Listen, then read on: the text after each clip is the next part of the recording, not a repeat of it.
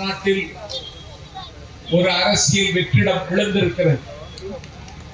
இந்த வெற்றிடத்தை இட்டு நிரப்பக்கூடிய தலைவனாக இன்றைக்கு விண்ணுக்கும் மண்ணுக்கும் எழுந்து நின்று அவதாரம் எடுத்திருக்கிறார் எங்கள் தலைவர். விஸ்வரூபத்திற்கு முன்னால் பல கட்சிகள் வருகிற தேர்தல் முடிவில் காணாமல் போகும், கல்லறைக்கு போகும். இன்றைக்கு எங்கள் தலைவருடைய படம், அவர் கடைசியாக நடித்த 69வது படம் ஜனநாயகன். என்னுடைய தம்பிமார்களும் தாய்மார்களும் நீங்கள் தெரியும். ஆனால் வருத்தப்பட வேண்டாம், தள்ளித்தான் வைக்க முடியுமே தவிர ஜனநாயகனை தவிர்க்க முடியாது என்பதை நாங்கள் தெரிவித்து காட்டோம். நான் 10 லட்சம் பேருக்கு லேப்டாப் கொடுத்துட்டேன். அப்ப 4 வருஷம் ஏன் கொடுக்கல? 10 லட்சம் லேப்டாப் கொடுத்த முதலமைச்சருக்கு சொல்லுகிறேன், 4 வருடமாக நீங்கள் கொடுக்கவில்லை. 10 லட்சம் லேப்டாப் வாங்கி கொடுத்துட்டீர்கள், 40 லட்சம் பேருக்கு கொடுக்கவில்லை. அவர்கள் உங்களுக்கு எதிராக திரும்பி இருக்கிறார். இந்த லேப்டாப் கொடுத்தா ஜெயிச்சிடலாமா? லேப்டாப் வாங்குற மாணவர்கள் பூரா அந்த லேப்டாப் வாங்கணும்னு அதுல விஜய் படத்தை வச்சு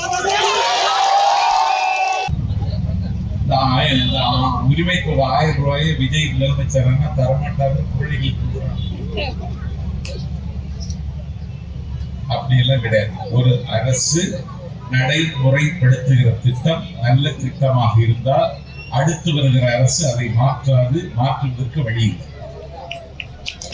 நான் 41 பேர் இறந்த உடனே தலைவர் கரூர்ல இருந்து போய் திருச்சி போய் விமானத்தில் போயிட்டாருன்னு சொன்னீங்களே, போனதுதான் அவருடைய புத்திசாலித்தனம்.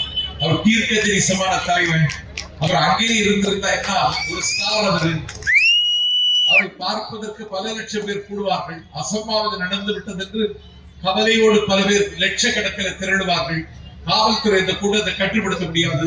41 பேர் இறந்தா தலைவர் அங்கேயே நின்றிருந்தால் 82 ஆயிருக்கும். அதனாலதான் நிலைமை மோசமாகிவிடக் கூடாதுன்னு எங்கள் தலைவர் போயிட்டாரு. இன்னைக்கு என்னாச்சு? அந்த 41 குடும்பத்தை எங்கள் தலைவர் தத்தெடுத்துட்டாரு. செய்திகளை உடனுக்குடன் தெரிந்து கொள்ள கீழ்கண்ட கேபிள் மற்றும் டிடிஎச் நெட்வொர்க்குகளில் எம்நாடு செய்தி தொலைக்காட்சியை காணுங்கள். பாதகம் செய்பவரை கண்டால் நாம் பயம் கொள்ளலாகாது பாப்பா. மோதி மிதித்துவிடு பாப்பா, அவர் முகத்தில் உமிழ்ந்துவிடு பாப்பா. அண்மை செய்திகளை உடனுக்குடன் தெரிந்து கொள்ள இணைந்திருங்கள் எம்நாடு தொலைக்காட்சியுடன்.